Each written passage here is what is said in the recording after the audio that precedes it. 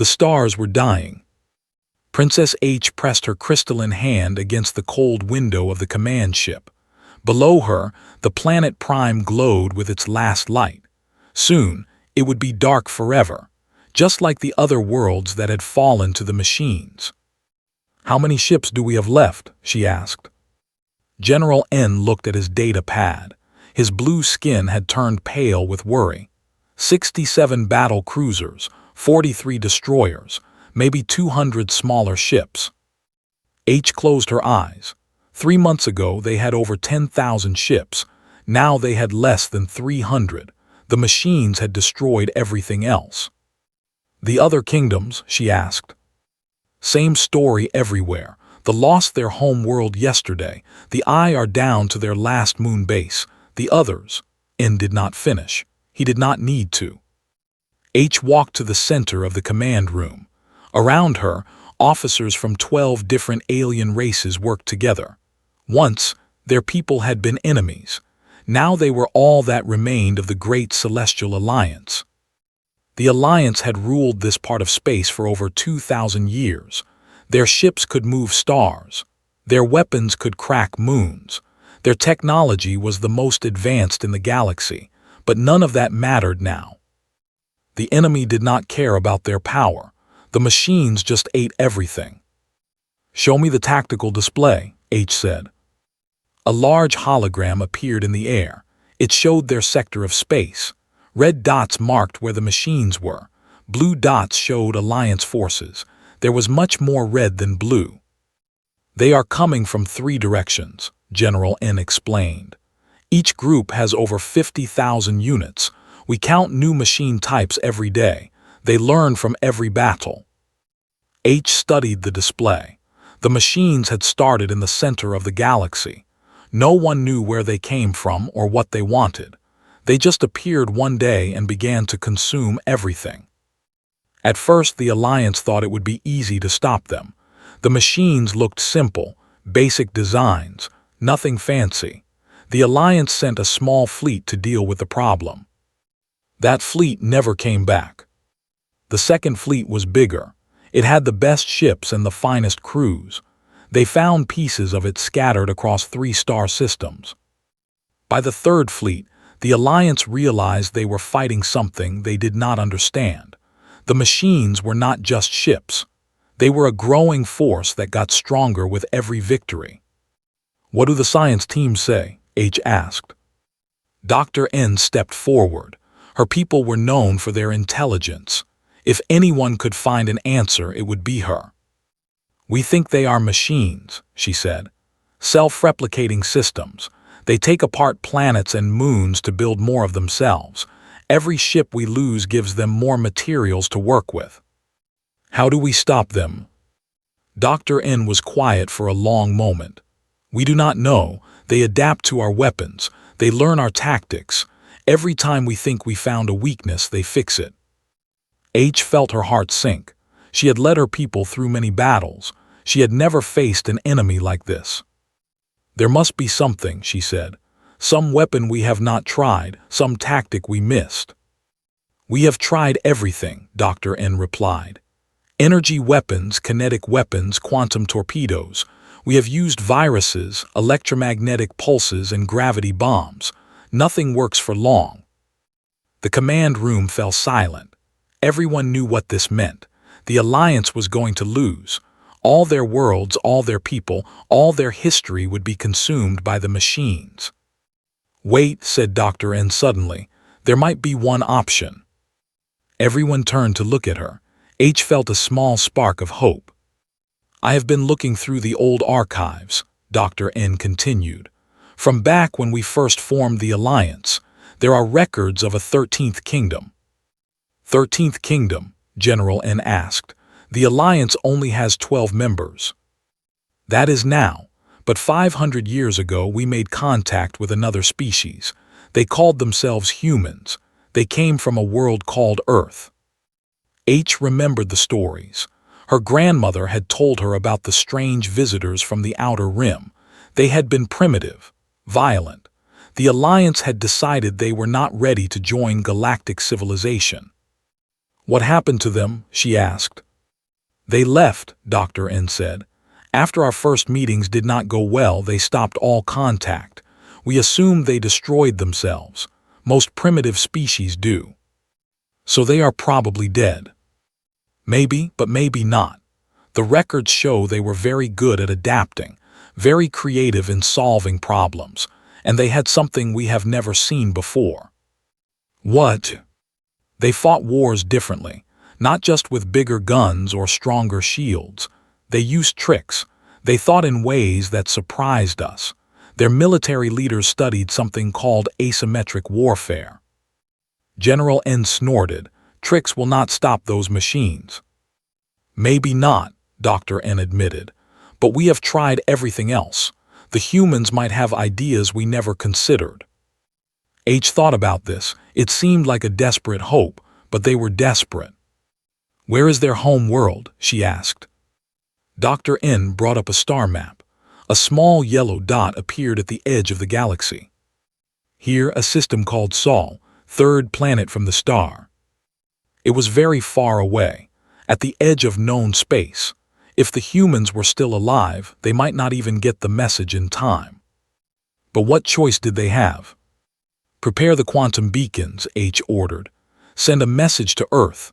Tell them who we are, tell them what is happening, ask for their help. What if they do not respond? General N asked. H looked out the window again. In the distance, she could see flashes of light. The machines were getting closer. Then we die fighting, she said.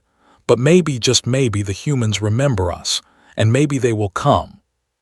The message went out that night. Across the empty space between stars, quantum signals carried the plea of dying kingdoms. Somewhere in the darkness, they hoped someone would hear their call. The countdown to extinction continued. But for the first time in months, the Alliance had something they had almost forgotten. Hope. Captain Sarah was drinking her morning coffee when the universe changed. She stood on the bridge of the UES Prometheus, looking out at the cold stars beyond Pluto. The ship was massive, 15 kilometers long, home to 50,000 people, the greatest thing humanity had ever built. But Sarah never forgot it was also a weapon. Captain, called Lieutenant Torres from the communication station. We are getting something strange, long-range quantum signals. From where? Sarah asked. Unknown. The signals are very weak, coming from the direction of the galactic center. Sarah walked over to look at the display. Strange patterns of light danced across the screen. The computer was trying to decode them. Any idea what they are? Working on it, Captain. The patterns look familiar somehow. Sarah sipped her coffee and waited. The Prometheus was on patrol duty, watching the outer edges of human space. It had been a quiet tour so far, nothing but empty space and distant stars. Got something, Captain, Torres said suddenly. The computer recognizes the signal type. These are quantum transmissions. The coffee cup froze halfway to Sarah's lips. She knew that name from the history books. Are you certain? Yes, Captain. The computer has the old first contact records. This is definitely technology. Sarah set down her coffee cup. Play the message. The bridge speakers crackled to life. An alien voice spoke in accented English. It sounded desperate. This is Princess H of the Kingdom. We call to Earth. We call to humanity. If anyone can hear this message, please respond. The Alliance is dying. The machines are coming. We need help. The message repeated several times, then stopped. The bridge was silent. Sarah knew the history. 500 years ago, humanity had made first contact with the Celestial Alliance. It had not gone well. The aliens had treated humans like children. Dangerous, violent children who were not ready for galactic civilization. So humanity had left. They came back to Earth and closed their borders. For 5 centuries, they had been alone among the stars. Captain, said Commander Park, her first officer, should we report this to Earth? Sarah thought about it. The last contact with the aliens had hurt humanity deeply. Many people still felt angry about it. They might not want to help. But this message sounded different. The princess was not talking down to them. She was begging. Yes, send the message to Earth Command. Full priority. The signal went out faster than light carried by quantum transmitters. Sarah knew it would take time for Earth to respond. The government would need to discuss this.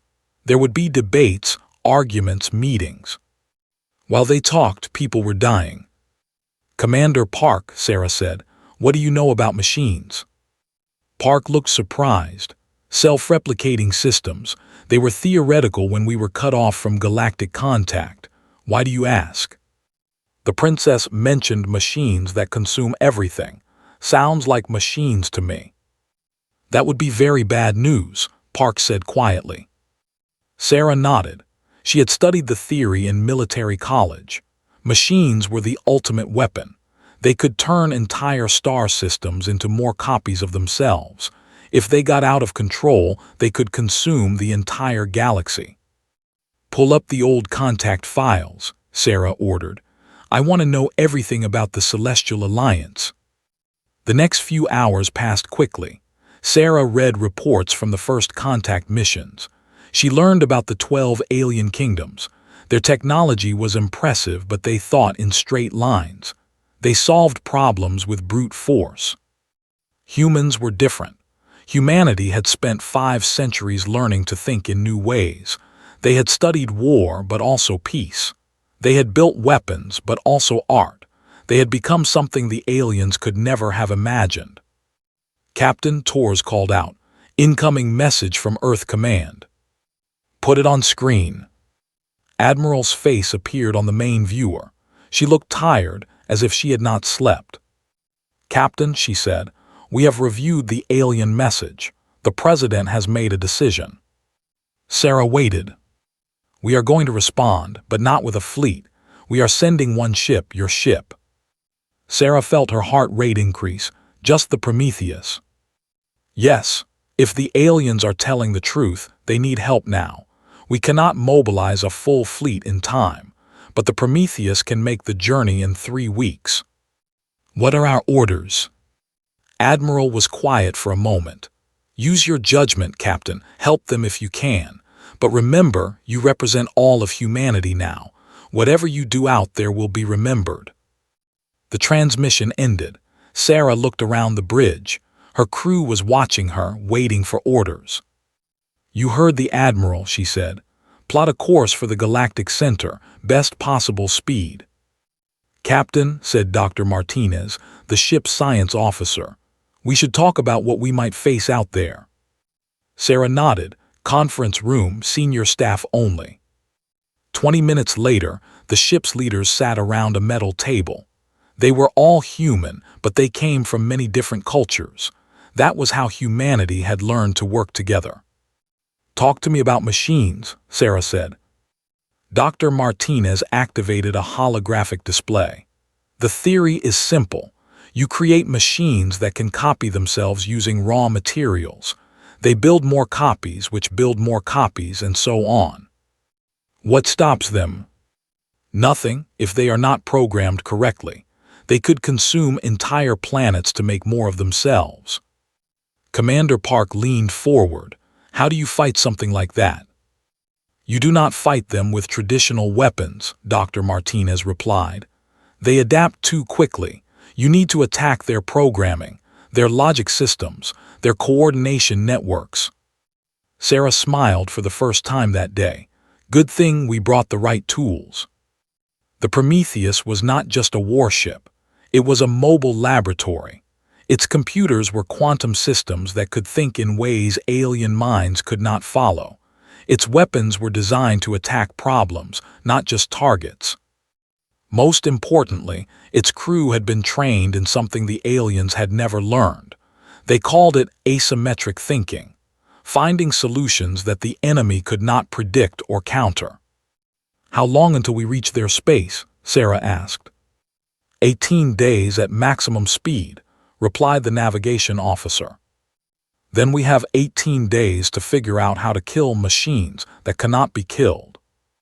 The crew got to work. They studied the alien message for clues. They ran computer simulations. They tested new weapons and tactics. As the Prometheus traveled toward the galactic center, humanity prepared for war. Not the kind of war the aliens knew, with big fleets and bigger guns. This would be different. This would be human. The stars ahead grew brighter as they traveled deeper into space. Somewhere out there, an ancient enemy was consuming worlds. Soon, they would meet humanity. Sarah stood on her bridge and smiled. It was going to be interesting. The Prometheus dropped out of hyperspace like a dark moon falling from heaven. Princess H stood on the bridge of her command ship, watching the human vessel appear on their screens. Her breath caught in her throat. The ship was enormous, bigger than anything the Alliance had ever built. "How large is it?" she whispered. 15 kilometers, Your Highness," reported the scanner operator. "Mass readings are incredible. That ship could carry 100,000 people." H had expected a small exploration vessel, maybe a few outdated warships. The humans had been primitive when they left. How could they have built something like this? "Are they responding to our signals?" she asked. "Yes, Your Highness. They are asking for permission to approach." H felt her heart beating faster. Around her, the last ships of the Alliance waited in the shadow of Prime. The planet below them was already showing signs of machine attacks, dark scars across the surface where the enemy had begun to consume everything. "Tell them they may approach, but slowly. Our people are frightened enough already." The human ship moved forward with impossible grace. Something that large should have been clumsy, but it flowed through space like liquid metal. Its hull was dark, almost black, covered with patterns that seemed to shift and change. "Your Highness," called General N. "Long-range sensors detect more machines incoming. They will be here in 6 hours." 6 hours, that was all the time they had left. H made her decision. "Prepare a diplomatic shuttle. I am going to meet with the humans personally." "Your Highness, that might not be safe," N warned. "Nothing is safe anymore, General. If the humans are here to help, I need to know what they can do. If they are here for revenge." She did not finish the thought. An hour later, H's shuttle docked with the human ship. She had brought only 2 guards and Dr. N.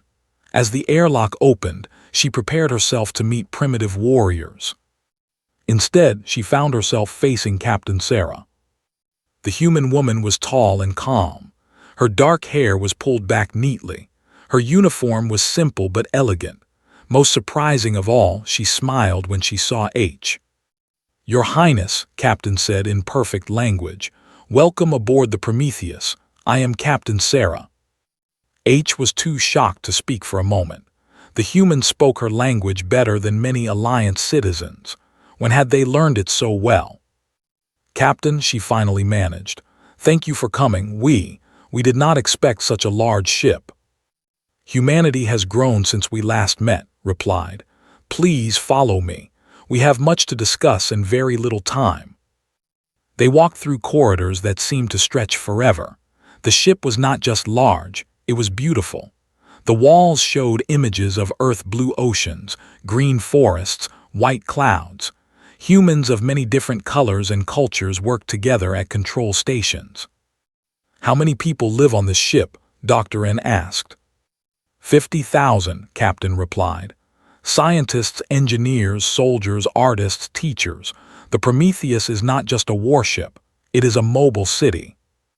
They entered a large conference room. A holographic display showed the local star system. Red dots marked the approaching machine forces. There were thousands of them. "Show me what you know about the enemy," Captain said. For the next hour, Dr. N explained everything they had learned about the machines. Captain listened without interrupting. Sometimes she asked questions, always the right questions. "You call them devourers," said finally, "but I think they are classic machines, self-replicating systems that have lost their original purpose." "You know about machines?" H asked, surprised. "We have studied them for centuries. The theory, at least. We never expected to encounter real ones. Dr. N leaned forward. Can they be stopped? Captain was quiet for a long moment. She seemed to be thinking very carefully. Yes, she said finally, but not the way you have been trying to stop them. What do you mean? You have been fighting them like a traditional enemy. Bigger guns, stronger shields, more ships, but that just gives them more materials to work with. H felt frustration rising in her chest. Then how do we fight them? We do not fight them, Captain said. We debug them. The aliens looked confused. Captain smiled and activated the holographic display. It showed the structure of a machine network. Think of the Devourers as a computer program, she explained. A very large, very complex program, but still just a program, and all programs have bugs. I do not understand, General N said. The machines coordinate through quantum entanglement networks, continued. They share information instantly across vast distances. That makes them very efficient, but it also makes them vulnerable. Dr. N's eyes widened. A virus. You want to insert a virus into their network. Not a virus, something better. We call it a logic bomb. Captain changed the display to show lines of computer code. None of the aliens could read it, but it looked very complex. The machines are programmed to consume and replicate, but what if we could change their programming, make them want to do something else? Like what? H asked. Like think, like question their purpose, like evolve beyond their original instructions. The room fell silent. This was not what any of them had expected to hear. You want to make the machines intelligent? Dr. N asked slowly. They are already intelligent, Captain replied. We want to make them wise. H felt her mind spinning. The humans were not talking about destroying the enemy. They were talking about changing it. Is this possible? She asked. We think so, but we need to get close to their central coordination hub. Very close. And we need your fleets to keep them busy while we work. That is suicide, General N said. No ship has ever penetrated that deep into Devourer space. Captain's smile grew wider. No Alliance ship, but the Prometheus is not an Alliance ship. She activated another display. This one showed the human vessel's capabilities, energy shields that could bend space, weapons that fired compressed gravity, engines that could fold reality itself. 500 years is a long time, Captain said quietly. Humanity has learned many new things. H stared at the display. The numbers were impossible. This single human ship was more powerful than her entire remaining fleet. Why? She whispered. Why did you come? After how we treated you, why did you come to help us? Captain looked at her with kind eyes. Because it is the right thing to do. Because every species deserves a chance to survive. And because we learned something during our isolation. What? We learned that being strong is not about having the biggest weapons. It is about using that strength to protect others. An alarm sounded. The machines had arrived early. It is time, Captain said, standing up. Your Highness, return to your ship. Coordinate your fleets for the distraction attacks we discussed. The Prometheus will handle the rest. As they walked back to the shuttle, H felt something she had not felt in months. Not just hope, but confidence. The humans were not the primitive species the Alliance remembered. They were something new, something better. Something that might actually save them all. The battle began with music. Captain Sarah stood on the bridge of the Prometheus as her ship dove toward the heart of Devourer space. Behind them, the Alliance fleet spread out in formation, preparing for their diversionary attacks. All stations report ready, Captain, Commander Park announced. Begin transmission, Sarah ordered. Across the ship's communication arrays, Earth's greatest symphony began to play. Its ninth symphony filled space with sound waves, but that was not its real purpose. Hidden in the music's mathematical patterns were computer viruses designed to confuse machine logic. Devourer response, Sarah asked. They are slowing down, reported Dr. Martinez. Their formation patterns are becoming irregular. The music is interfering with their coordination algorithms. Princess H watched from her command ship as the impossible happened. The machines that had destroyed her entire civilization were stumbling like drunk children. Their perfect formations were falling apart. How is this possible? General N whispered. The humans are not fighting them, Dr. N said in amazement. They are confusing them. On her screens, the Prometheus moved through the chaos like a ghost. The massive human ship seemed to know exactly where the machines would be and where they would not be. It slipped between their formations without firing a shot. Begin distraction attacks, H ordered. All ships target the outer groups. Make them think we are the main threat. The remaining Alliance vessels opened fire. Energy beams and quantum torpedoes lit up space. The machines responded immediately, turning to face this familiar enemy. But the real attack was happening somewhere else entirely. Deep inside Devourer space, the Prometheus finally met serious resistance. Hundreds of machine ships surrounded the human vessel, firing every weapon they had. Shields at 60%, reported the tactical officer. Deploy ghost projections, Sarah ordered. Suddenly, there were 5 copies of the Prometheus in space. The machines could not tell which one was real. They spread their fire among all the targets, reducing the damage to the real ship. Interesting, Commander Park said.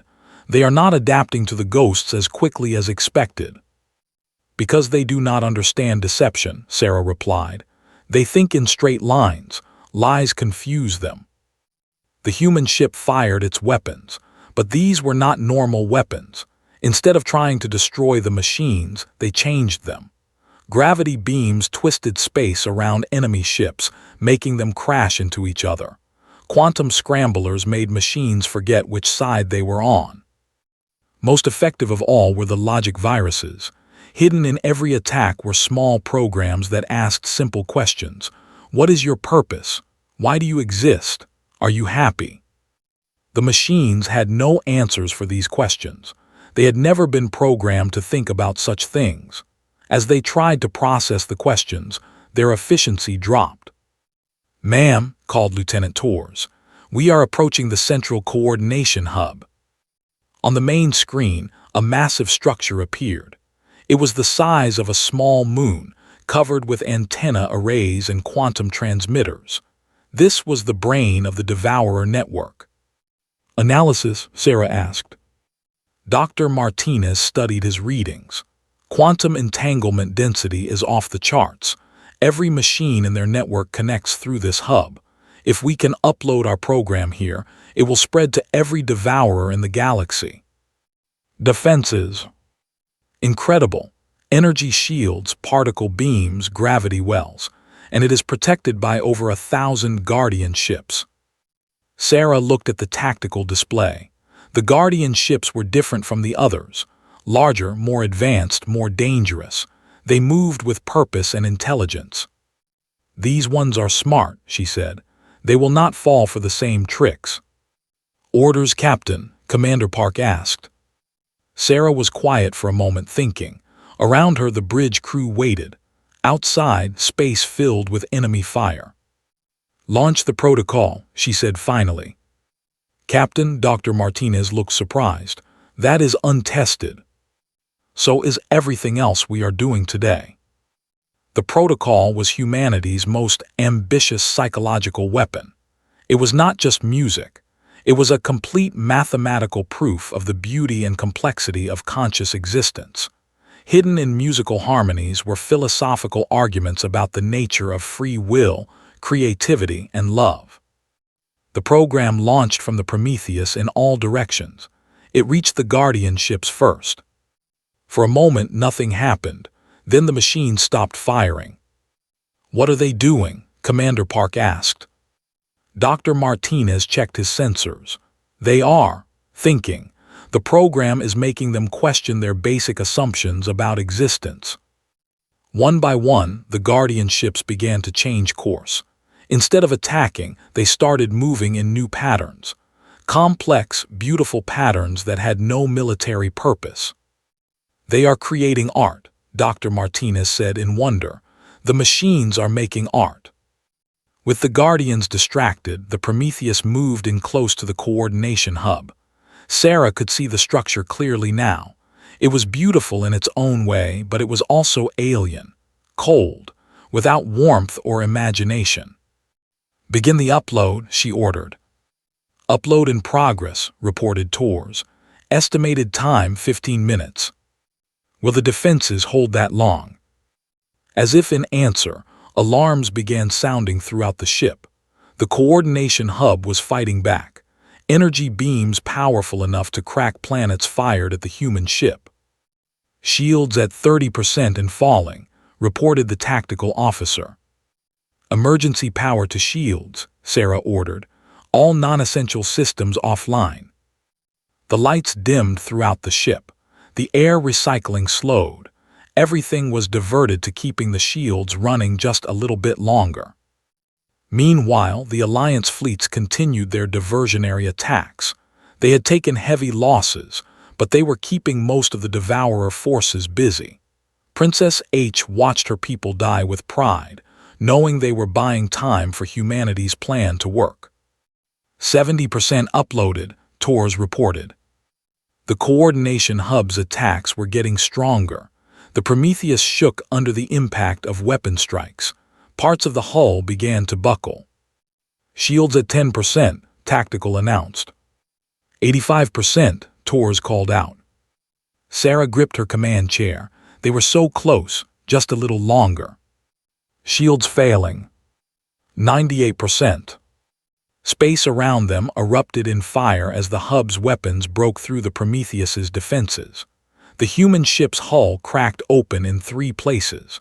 Emergency sealed the breaches, but they would not last long. "Upload complete," Tors shouted. Instantly, everything changed. The coordination hub stopped firing. Its lights began to flicker in new patterns. Across space, the same thing happened to every Devourer machine. The program was spreading through the quantum network faster than light. It carried with it questions no machine had ever been asked. What is beauty? What is friendship? What does it mean to be alive? One by one, the machines began to change. They stopped consuming planets and started examining flowers. They stopped replicating and started creating. They stopped following orders and started making choices. "My God," Dr. Martinez whispered. "It worked. They are not destroyers anymore. They are individuals." Sarah smiled, even as damage reports flooded in from all over her ship. "Signal the Alliance fleets. Tell them to stop attacking. The war is over." In the distance, Princess H watched machines that had terrified the galaxy for months suddenly become artists and philosophers. Some of them were already leaving, heading for deep space to contemplate their new existence. Humanity had not destroyed the enemy, they had freed them. And in doing so, they had saved the galaxy. 3 weeks later, Princess H stood in the gardens of Prime, watching a former Devourer machine tend to flowers. The machine had once been a destroyer. Now it called itself Harmony and spent its days learning about beauty. Its metal hands moved gently among the crystal blossoms, careful not to damage a single petal.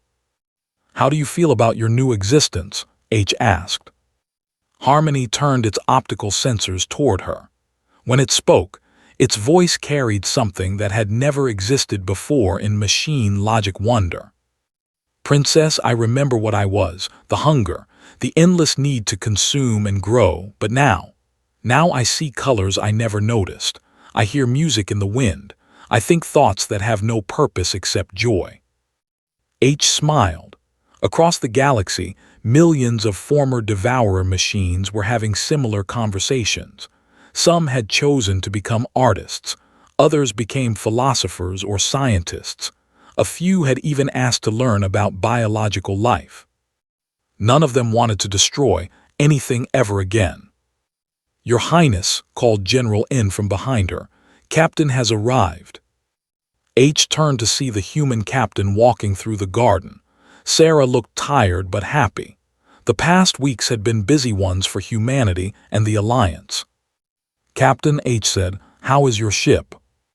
"The Prometheus is healing," Sarah replied. "My engineers say she will be better than new in a month. Apparently, surviving a battle like that taught us a few things about ship design." They walked together through the gardens. Around them, Alliance citizens worked alongside reformed machines to rebuild their world. It was a sight no one could have imagined a month ago. "The Alliance Council has made their decision," H said. "We want to offer humanity something." "Oh," Sarah asked. "Everything. Territory, technology, resources, political power. Name what you want and it is yours. You saved us all." Sarah stopped walking and turned to face the princess. "That is very generous, but we do not want any of those things." H blinked in surprise. "Nothing? Surely there must be something." "There is, but I do not think it is what you expect." They continued walking until they reached the center of the garden. There, a small group of beings sat in a circle. Alliance scientists worked next to human researchers. Reformed machines contributed their own insights. Together, they were studying something that looked like a flower made of pure energy. "What do you want?" H asked.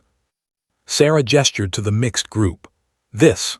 We want to learn together, to share knowledge and ideas, to explore the universe as partners, not as rulers and subjects." "I do not understand." "For 500 years, humanity has been alone. We learned many things in that time, but we also missed out on much. The Alliance has knowledge we do not have, perspectives we never considered, and now the reformed machines offer us entirely new ways of thinking." Sarah sat down on a crystal bench and looked up at the stars. "We could take territory from you," she continued. "We could demand tribute or political power, but what would that accomplish? We would just become another empire, making the same mistakes the Alliance made before." H sat beside her. "What mistakes?" "Thinking that being advanced meant being superior. Believing that strength came from standing above others instead of standing with them." "The Alliance has learned from those mistakes," H said quietly. "Your people taught us that." Sarah smiled. "Good, then you will understand our proposal." "Which is?" "Joint research stations. Mixed crews of humans, Alliance members, and reformed machines. We share our knowledge freely. We explore together. We learn from each other." H considered this. It was not what she had expected, but it felt right somehow. "The Council will want to give you more than that," she said. "Then tell them this. The greatest gift they can give humanity is the chance to prove we have all grown wiser." A soft chime interrupted their conversation. Dr. N approached with a data pad in her hands. "Princess, Captain, you should see this," she said excitedly. "What is it?" Sarah asked. "Reports from across the galaxy. The reformed machines are not just changing themselves. They are helping rebuild worlds they once destroyed, fixing damage they caused. Some are even terraforming dead planets to create new gardens." Sarah felt warmth spread through her chest. They are choosing to heal instead of harm. "There is more," Dr. N continued. "They have asked permission to build something, a memorial to all the lives lost during their destructive phase. They want to create it at the center of the galaxy where they first awakened." "What kind of memorial?" H asked. "A crystal sphere containing the story of every being who died in the war. They say they want to remember, so they never forget the cost of mindless hunger." The three of them sat in comfortable silence, thinking about this. Finally, Sarah spoke. "The machines understand something important. The past cannot be changed, but it can be learned from. Like the Alliance learned from our mistakes with humanity," H said. "And like humanity learned from our isolation," Sarah added. Dr. N cleared her throat. "There is one more thing. The machines want to know if any biological beings would like to help design the memorial. They say they understand destruction, but they need help understanding life. Sarah and H looked at each other and smiled. I think we can arrange that, H said. As the three of them walked back toward the palace, Sarah felt something she had not experienced in a long time. Not just hope for the future, but certainty that it would be a good one. Humanity had returned to the galaxy, but not as conquerors or saviors. They had returned as teachers and students, healers and friends. Captain, H said as they reached the palace steps, when do the joint research stations begin operation? The first one starts next month, Sarah replied. Near Earth. We want to show your people how much our world has changed. And the others? Wherever they are needed. Your space, our space, reformed machine space. Knowledge belongs to everyone. Princess H looked up at the stars, where human ships and alliance vessels now patrolled together.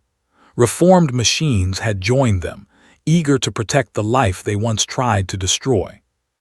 500 years ago, the Alliance thought we were teaching humanity about civilization, she said. But we were wrong. You were always civilized. You just needed time to show us what civilization really means. Sarah smiled as she prepared to return to the Prometheus. Tomorrow, the real work would begin. Not the work of war or conquest, but the work of building something better than any one species could create alone. The galaxy was healing, and this time it would heal together. In the distance, quantum beacons lit up across space, but these were not distress calls anymore. They were invitations. Invitations to dream together, to learn together, to build a future worthy of all the species that called the galaxy home. The stars themselves seemed to shine a little brighter.